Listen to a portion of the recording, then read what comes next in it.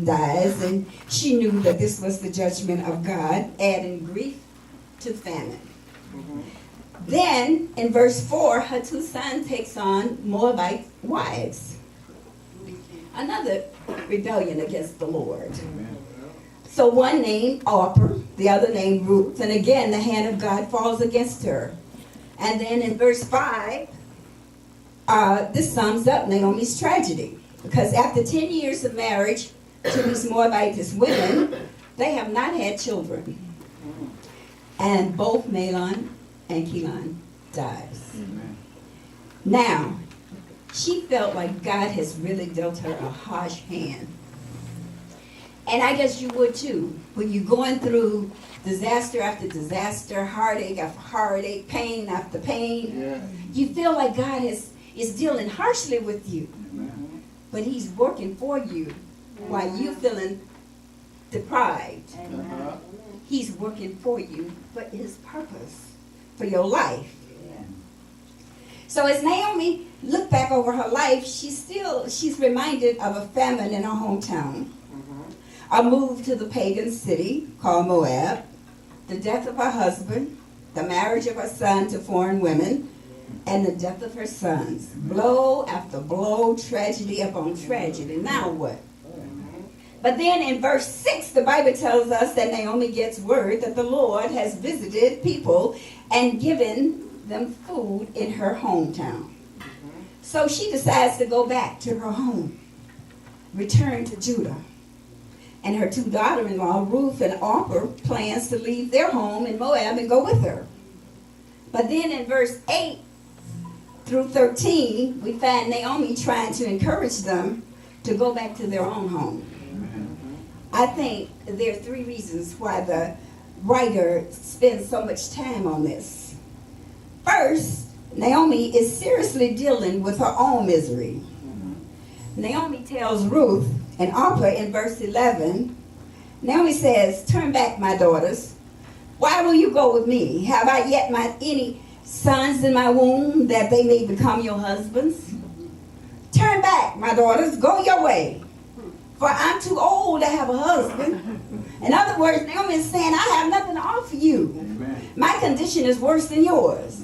I'm too old for marriage. And if I should get married today and by some miracle have two sons, would you wait for them? Would you? Would you be fair to your husband's death by waiting for them, or will you marry? So she says, "No, my daughters, for I am extremely bitter, and for your sake, go home to your own mother and father, because the hand of the Lord has gone forth against me." So what she's saying to them is, go back to your homeland and don't come with me, because God is against me, and your life may be as bitter as mine. And then in the second reason, I think verse 8 and 13, what Naomi is saying, she's trying to show them a custom in Israel which is going to turn everything around. But Naomi don't know exactly what that is. And what if she knew? It's kind of like when you're going through something. If God would come and tell you that at the end of it, he would tell you the glory that's going to happen to you, you could go through it much better.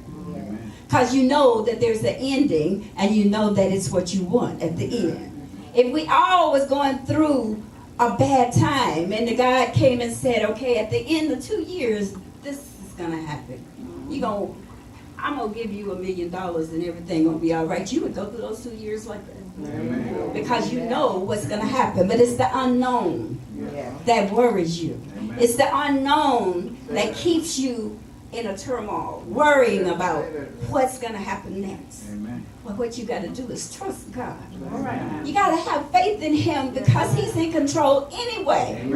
The more you have sleepless nights and the more you have heartache, you're not adding anything to it, and you can't fix it. Amen. Amen.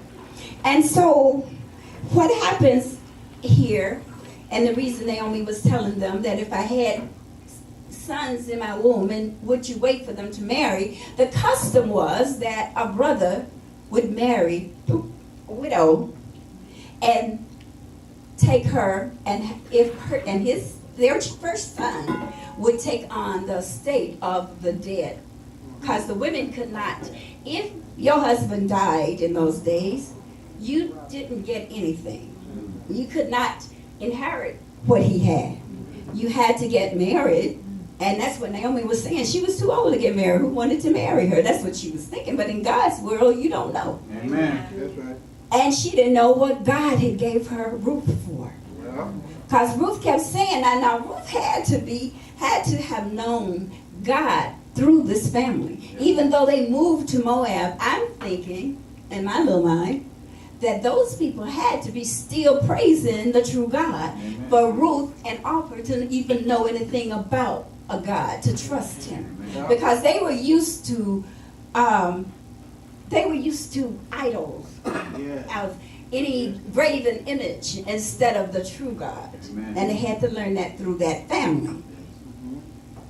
So, and if a brother dwell together and one of them die, and this is Deuteronomy 25, 5 through 10, it tells you, if brothers dwell together and one of them die and have no son, the wife of the dead shall not be married outside to a stranger. Her husband's brother shall go into her and take her to him as a wife and perform the duty of a husband's brother to her. It shall be that the firstborn whom she bears shall succeed in the name of his brother who is dead, that his name not be blotted out of Israel. If the man doesn't want to take his brother's wife, then his brother's wife shall go up to the gate to the elders and say, my husband's brother refuses to raise up his brother, a name in Israel, and he will not perform the duty of a husband brother to me. Then the elders of the city shall call him and speak to him, and if he stand and say, I don't want to take her, then his brother's wife shall come to him in the presence of the elders and loose his shoe from off his foot and spit in his face, and she shall answer and say, so shall it be done to the man who does not build up his brother's house. And his name shall be called in Israel the house of him who has his shoe loosed. Now, Naomi is referring to this custom when she says she has no sons for the girls to marry. She thinks it's hopeless for Ruth and for Orpah to remain committed to this family name. So there's a lesson here. When we have decided that God is against us, we usually exaggerate the hopelessness. We usually put a period where God has put a comma. Amen? Amen. So we become so bitter we can't see the rays of light peeping through the clouds. Have you ever been like that? It's cloudy all outdoors, but then you look for a minute and there's a little hole in the sky, and there's a peep of blue and light ray coming down. And when it comes down, it's so beautiful because it seems like the light just generates all around the clouds. It's awesome, and that's the way it happens in our lives when God is working. We can't see it, but that's what's happening.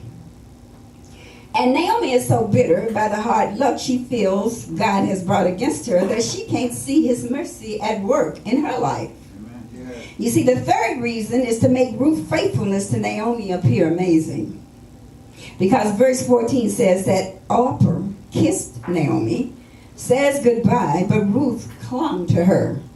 Not even another plea in verse 15 can get Ruth to leave.